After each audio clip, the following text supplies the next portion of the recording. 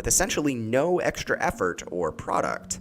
The modern stock market often bases the value of a company off its potential earnings down the line. This means that relatively small companies can earn millions, or even billions, if investors think that they can succeed in the future. So then, if a company wants to sell their shares, they need a place to do it. Enter the stock market.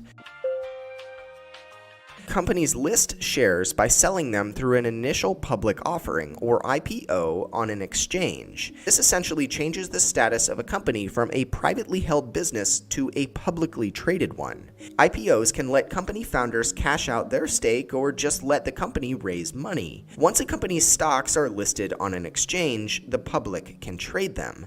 Usually prices will fluctuate based off of public opinion, but the more concrete trends and fluctuations are usually dependent upon a company's earnings and operations. These can be measured by PE ratios, or price to earnings ratios, as well as a variety of other metrics. This is usually where casual investors get scared and their eyes start to glaze over. But fear not, it's not as complicated as it sounds.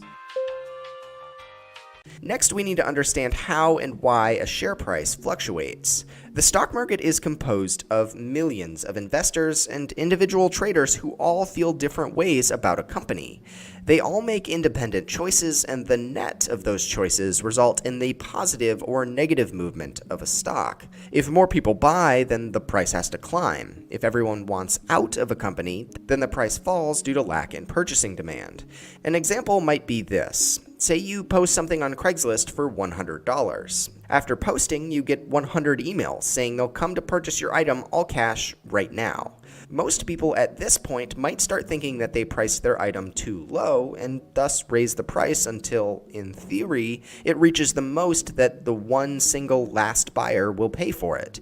Conversely, if you receive no offers, you'll likely keep dropping the price until someone bites.